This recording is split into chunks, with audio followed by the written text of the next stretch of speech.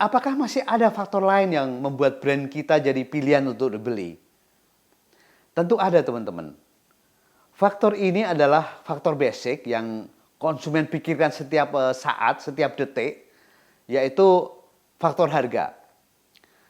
Walaupun harga sebenarnya tidak akan menjadi isu bila kita bisa memberikan nilai lebih unik dan beda terhadap brand kita, tapi yang namanya konsumen, mereka akan terus mencari.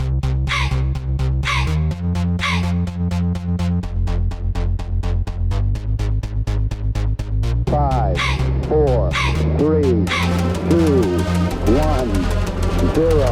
All engine running. Liftoff. We have a liftoff.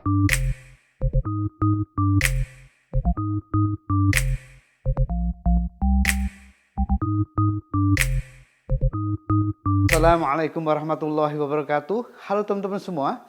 Ayo temukan brand magic touchpoint Anda sebagai kunci rahasia kemenangan untuk brand ataupun personal Anda. Ada beberapa faktor yang dapat mempengaruhi konsumen dalam memilih brand atau membeli sebuah brand. Dan dengan faktor tersebut tentu akan menjadi daya tarik konsumen dalam memilih brand untuk dibelinya. Nah, untuk membuat merek bisa dibeli, tentu karena memang ada kebutuhan pada konsumen tersebut. Tapi bagaimana dengan proses pembelian karena tidak ada kebutuhan, teman-teman? Jadi bagaimana caranya menjadi brand pilihan untuk dibeli? Teman-teman, saya mau kasih ilustrasi sebagai gambaran kepada teman-teman semua.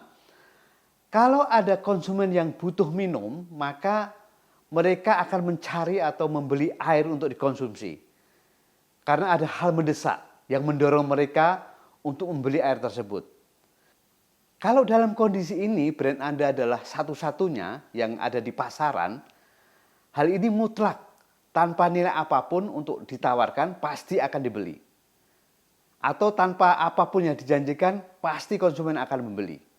Tapi bagaimana bila brand Anda memiliki kompetitor di kategori yang jumlahnya cukup banyak? Apa yang harus dilakukan dan strategi apa yang harus dibuat supaya brand Anda menjadi pilihan? Memilih sebuah brand di antara pilihan brand-brand yang ada atau di antara brand yang lain tanpa adanya preference dan pengalaman tentu sangatlah membingungkan. Dan konsumen akan bingung harus menentukan dan memilih brand yang mana yang harus dipilih. Dan seperti yang kita tahu bahwa seorang konsumen pasti akan selalu mencari sebuah brand yang dianggap relevan untuk dibayar atau relevan untuk dibelinya. Terus apa strategi dalam situasi dan kondisi seperti ini?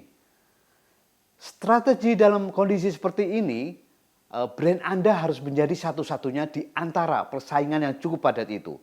Karena tanpa menjadi satu-satunya, maka brand Anda tidak akan pernah jadi pilihan. Dan kalau brand Anda tidak menjadi unik dan beda dengan nilai untuk menjadi satu-satunya, maka brand Anda lah yang akan dirugikan karena tidak memanfaatkan peluang dalam kesempatan ini. Jadi sekali lagi kuncinya adalah menjadi satu-satunya. Bagaimana supaya bisa menjadi brand satu-satunya?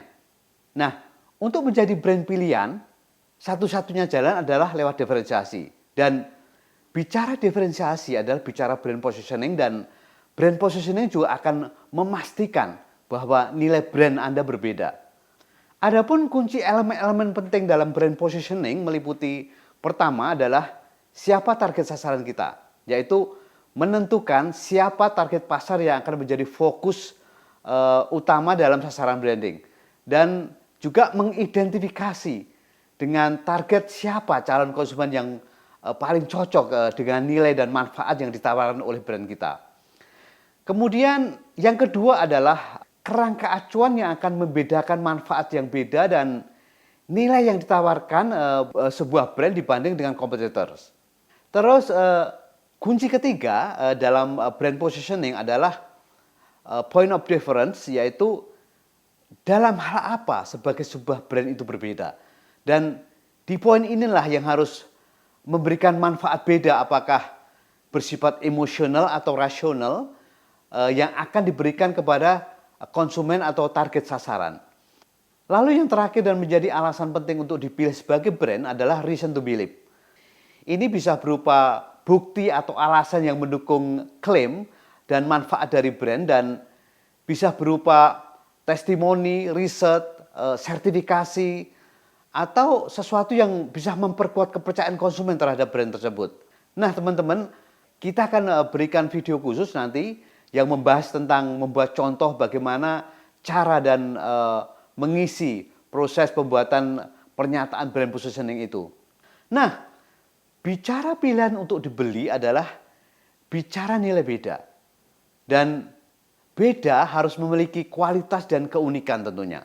Dari sanalah akan menstimulasi dan menarik konsumen untuk membeli atau menciptakan terjadinya transaksi. Kemudian dari suksesnya terjadinya transaksi, maka harus berlanjut dengan proses pengalaman di mana masa depan brand Anda akan dipertaruhkan di sini. Karena dengan semua janji dari brand ke konsumen akan menjadi bentuk pengalaman yang akan menentukan masa depan dari brand itu sendiri. Apakah pengalaman yang diberikan oleh brand akan memiliki nilai positif sehingga menjadi aset, atau pengalaman negatif yang akan berdampak menjadi upset. Semua itu tergantung bagaimana cara brand memberi pengalaman nilainya kepada konsumen. Apakah sesuai yang dijanjikan atau tidak, teman-teman. Dalam tahapan ini tentu akan memiliki dampak yang akan menjadi titik penting, yaitu titik yang sangat krusial untuk sebuah brand. Dampak titik krusial di fase ini adalah kalau konsumen upset, maka akan susah dan berat sekali untuk memulihkannya. Tapi kalau pengalaman itu positif dan menjadi aset, maka ini akan menjadi preference dan bahkan akan berlanjut menjadi habit consumer itu untuk membeli lagi. Sehingga ada otomisasi tindakan repurchase, dan kondisi ini akan memungkinkan untuk berlanjut menjadi customer loyal terhadap brand tersebut. Dan ini adalah hal yang paling penting dalam mengukur sebuah keberhasilan sebuah branding, teman-teman.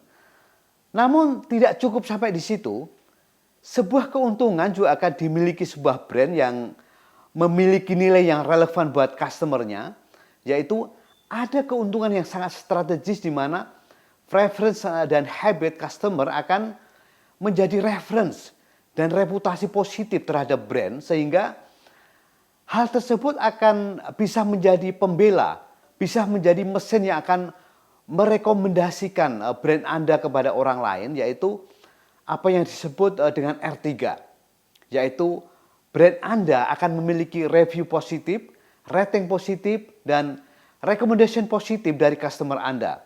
Sehingga nilai-nilai itu semua akan menjadi reference untuk konsumen atau calon pembeli produk Anda yang lain, dan menjadikan satu-satunya brand pilihan untuk dibeli, teman-teman. Baiklah, tapi apakah masih ada faktor lain yang membuat brand kita jadi pilihan untuk dibeli?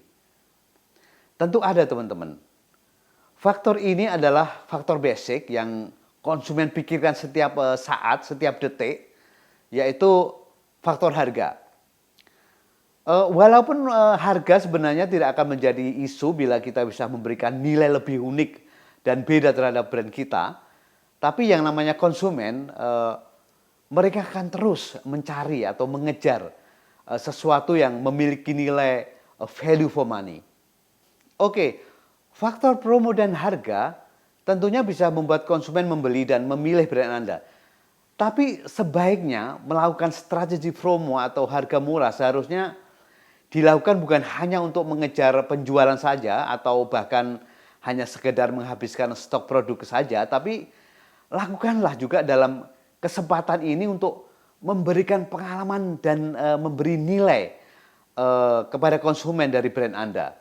Sehingga konsumen akan memiliki pengalaman positif dan mengesankan dari nilai brand Anda, teman-teman. Karena pengalaman positif adalah seperti menciptakan aset yang akan menjadi mesin penjual untuk brand Anda.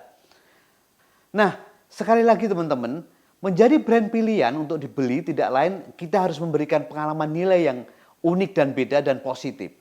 Serta juga relevan untuk konsumen di kondisi yang sangat kompetitif ini agar brand kita menjadi satu-satunya yang dipilih untuk dibeli. Baiklah teman-teman, mudah-mudahan video ini bermanfaat dan ayo tetap semangat untuk menemukan nilai brand yang bisa menjadi magic touch point sehingga akan jadi the secret to winning untuk brand Anda.